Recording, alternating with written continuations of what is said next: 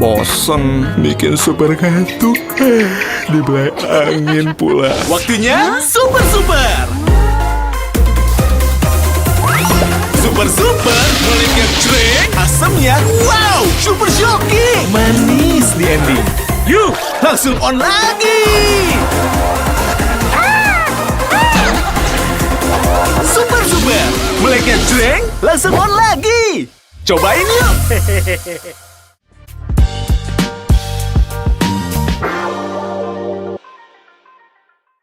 Terima kasih masih bersama kami dalam program Super Don. Saya Doni The Kaiser. Dan saya Don Bosco Slamun. Iya, perbincangan kita makin super, Hampir makin saya jreng. lupa, saya mau bilang saya Super Don. Iyalah, kan kita sama-sama Super Don. Super Doni dan Super Don Bosco. Iya. Jangan lupa pemirsa, saksikan terus program Super Don. Jadi tadi saya udah sarahkan ke Bang Don 2 Iya. permen. Ada merah, ada kuning. Terus? Pak Ajib juga tadi saya kasih 1. Udah habis ya ternyata ya. Nah, ini gara-gara permennya, jadi diskusi kita langsung on Memang lagi. enak sih. Kita lanjutkan lagi. Kita masih ngobrol dengan Pak Ajib sama Bu Nina. Bang Don mau mana? Ya, saya ingin tanya ke Mbak Nina. Saya menyerap sebuah tulisan teman saya, Mas Eko Suprianto, Infobank. Kan dia bilang bank itu harus tanda kutip kencing kredit. Kan gitu. Jadi harus kucurin kredit. Sementara tadi kita lihat bahwa ada semacam constraint kredit itu tidak seperti yang diharapkan sebetulnya. Apa sebetulnya? Tadi Mbak Nina sudah bicara gampang ke beli anu aja, surat utang gitu. Apa sebetulnya faktor lain yang membuat itu tidak jalan dan kemudian sampai kemudian pemerintah harus harus taruh 200 triliun gitu. Ya, jadi pemerintah sedang memberikan showcase contoh ini Pak Bang Don, Mas Doni. Jadi apa yang terjadi itu ini uang kalau dilihat menurut hitung-hitungan pertumbuhan maninya itu kok seret, kan aneh. Padahal uangnya ada. Nah, disitulah dikasih wanti-wanti. Kali ini pemerintah punya tabungan yang tidur di BI. Saya masukkan ya ke dalam perbankan. Tolong perbankan jangan beli SBN. Nah, ini kuncinya di sini. Berarti kan sebetulnya kata lain Pak Purbaya tahu persis bahwa sebetulnya rajin membeli SBN bank-bank kita gitu. Dan itu tidak baik dari perekonomian. Kalau rajin beli SBN bunganya mungkin berapalah 6-7% itu. 6% itu sudah lebih tinggi daripada bunga yang ada di DPK dana pihak ketiga. Jadi udah ada margin di situ. Jadi marginnya adalah 2% atau 3% pasti. Kalau bunga DPK-nya katakan 3 ya atau itu. Tidur pun dapat itu 3% gitu kan. Makanya kredit seret ngucurnya ke rakyat gitu kan. Tapi ini sebetulnya betul ada alasan bahwa itu kan harus prudent, harus hati-hati disalurkan gitu ya. Tapi kan sudah dihimbau oleh BI, ini bunganya sudah saya turunin kok bunga kreditnya nggak turun-turun gitu ya. Nah sekarang katakanlah ini ada uang pemerintah tidur yang selama ini bunganya 0 gitu, dites nih dengan Pak Purbaya katakan saya taruh deposito ya gitu kan. Nah tapi itu pun ini kan sebetulnya tanda kutip ya kelemahannya di situ. Kalau deposito bunganya agak tinggi sedikit tuh 4% gitu ya, bukan kening cair ya. Saya agak bingung ini kenapa deposito on call ya. Karena sebetulnya marginnya kan jadi kecil sekali 4%. Berapa bunga yang dia mau letakkan ke Koperasi Merah Putih atau apa ini kan berapa persen itu harus dicek kan bunga pinjamannya. Karena marginnya bank di situ. Katakan selama ini margin meminjamkan kredit itu 10-15%, kalau bisa diturunkan sampai 8%, 7% itu indah sekali gitu ya. Karena ini kan sebetulnya yang terjadi adalah orang nggak mau minjam juga bunganya tinggi, takut nggak bisa ngembaliin. Seandainya bunga itu bisa 0 idealnya ya. Jadi seandainya 4 aja, katakanlah Menteri Keuangan punya 4%, itu 4% disalurkan bank. Ya mungkin lancar rakyat mau pinjam. Tapi kalau bunganya ditaruh tinggi 10%-an gitu, malas pinjam karena kan berat ya sekarang gitu perekonomian. Nah ini sebetulnya suku bunga pinjaman, bukan suku bunga SBN yang kita perhatikan.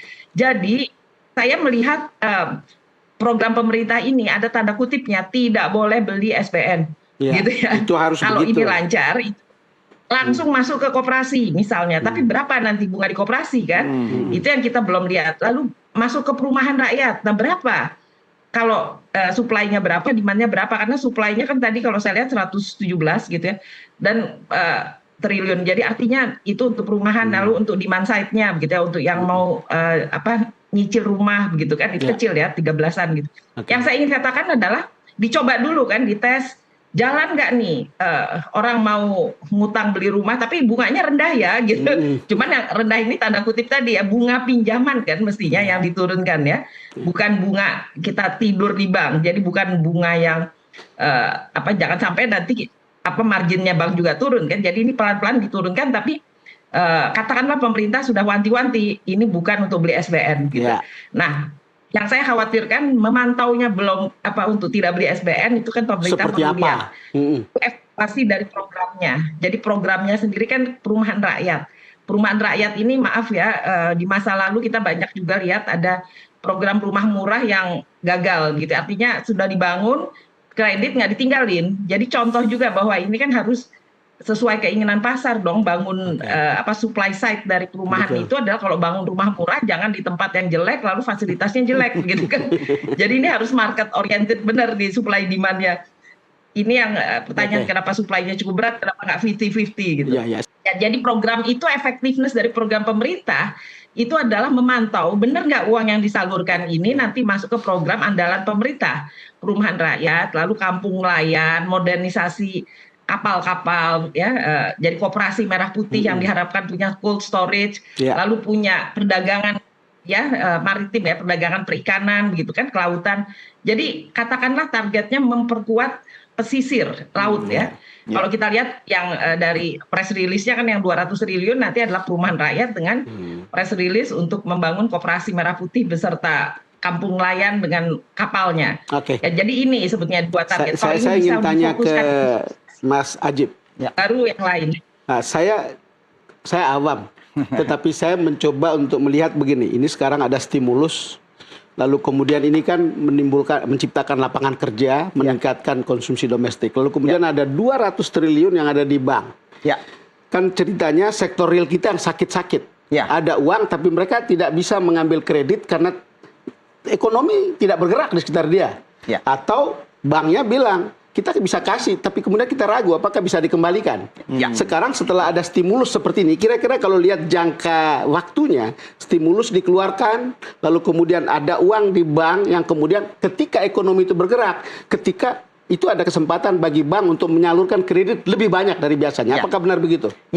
Jadi begini Bang Don, memang untuk mendorong pertumbuhan ekonomi yang lebih terukur, itu tidak hanya bisa berjalan secara alamiah. Kenapa China sekarang bisa leading sektor dalam konteks ekonomi? Manufakturnya luar biasa, pertumbuhan ekonominya luar biasa, karena memang pemerintah juga melakukan politik dumping, politik insentif, dan lain-lain yang tepat sasaran.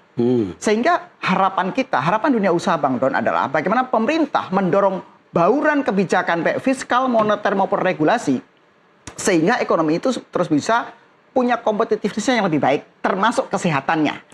Karena ekosistem ini kan perlu dibangun.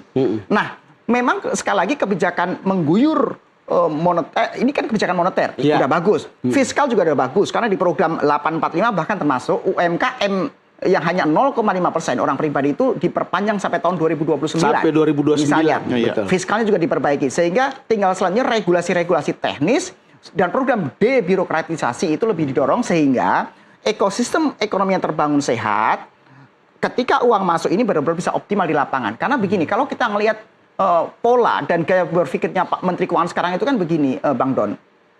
Kalau kita lihat 10 tahun terakhir, itu lebih driven by government spending, pertumbuhan ekonominya itu. Padahal ya itu hanya konservatif yang kali 5%. Kalau ingin di atas 6%, harus ada sektor swasta yang bisa nge-lead, harus memimpin dengan baik. Filosofinya kan Pak Menteri Keuangan seperti itu. Sebenarnya ini sejalan dengan filosofi dan spirit yang didorong oleh teman-teman Apindo kepada pemerintah, di mana namanya Indonesia Incorporated.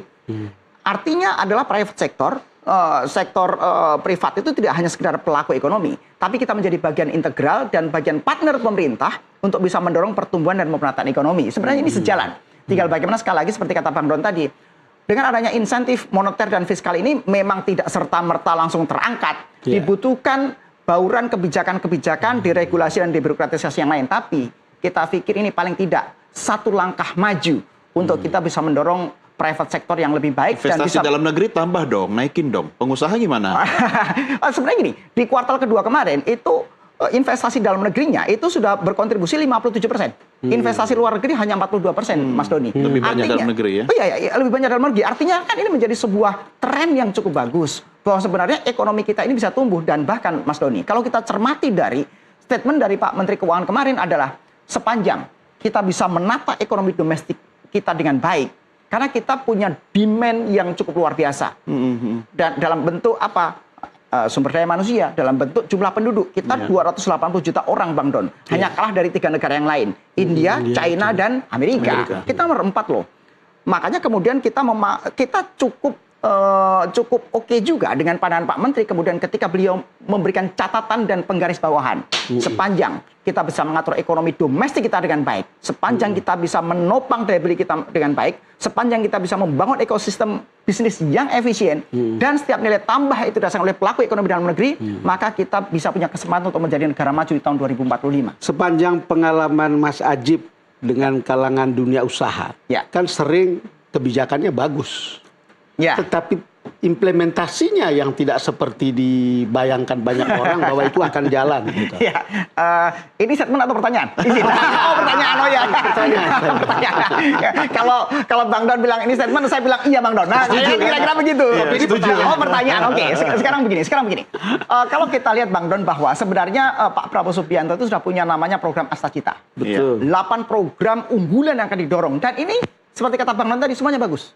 PR-nya adalah bagaimana jajaran kabinetnya bisa menerjemahkan dalam aturan teknisnya dengan presisi. Kita pikir dengan adanya contoh PMK 276 yang menaruh uang ke sistem keuangan Indonesia adalah salah satu contoh dari, ya ini benar, minimal likuiditas banyak mengalir. Jadi kalau tanya, sudah oke belum jajaran kabinetnya? Ya kalau kita lihat sekarang sudah menuju oke. Karena nyatanya semakin banyak program-program yang didorong oleh kementerian, itu yang sesuai dengan program Astacitanya Pak Prabowo, termasuk membangun ekonomi dari desa. Coba kalau kita perhatikan Bang Don, bahwa program 845 itu lebih banyak membangun ekonomi dari daerah. Yang notabene itu sesuai dengan program-programnya Pak Prabowo Subianto. Demikian Pak Bang Don. Oke. Nah, yang jadi pertanyaan saya, kenapa kemudian tidak dilakukan dari dulu? Dan kalau misalnya ini bisa dianggap sebagai sebuah apa itu daya ungkit itu loh? Apa tuh namanya? Dongkrak gitu. Nah, Pak Ajib sama Bu Nina, Pak Ajib dulu gimana tuh? Jadi begini Mas Doni, memang masing-masing pemerintah ini kan punya stylenya. Pemerintah atau Menteri Keuangannya nih? Presidennya, Menteri Keuangan dan lain-lain. Sebagai contoh, Menteri Keuangan sebelumnya itu kan punya uang SAL aja ditaruh di 450. Memang stabilitasnya akan terjaga karena SAL ini kan akan dipakai ketika kita defisit. Bantalan, uang buat buffering, betul Bang Don, buat bantalan. Dan memang proyeksi teman-teman pengusaha kita adalah akhir tahun ini penerimaan pajak kita akan shortfall. Hitung-hitungan kita di angka 100 sampai 120 triliun. Kira-kira begitu. Nah, shortnya segitu. Shortnya segitu kira-kira. Tahun lalu dengan target yang 1.890 triliun itu shortfall 50 triliun. Tahun ini Bang Don naik menjadi 2.189 triliun. Itu daya ungkit pertama yang bisa tampak ya. Oke, Bu Nina gimana kalau soal dijadikan sebagai daya ungkit? Ada komentar?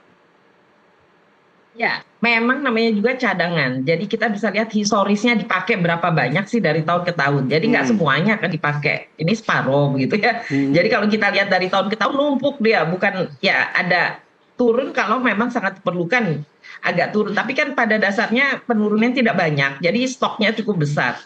Jadi memang ada resiko di situ. Tetapi saya lebih melihat ada 2 program besar ini yang berbeda. Daya ungkit quick win yang dipakai oleh Pak Purbaya, ini adalah uang tidur. Sementara program besar Astacita itu biayanya 2 macam. Ada Danantara yang memang untuk program besar-besar tadi untuk industrialisasi. Lalu ada APBN yang programnya MBG, sekolah unggul, sekolah rakyat, begitu ya, termasuk Operasi Merah Putih itu juga sudah ada.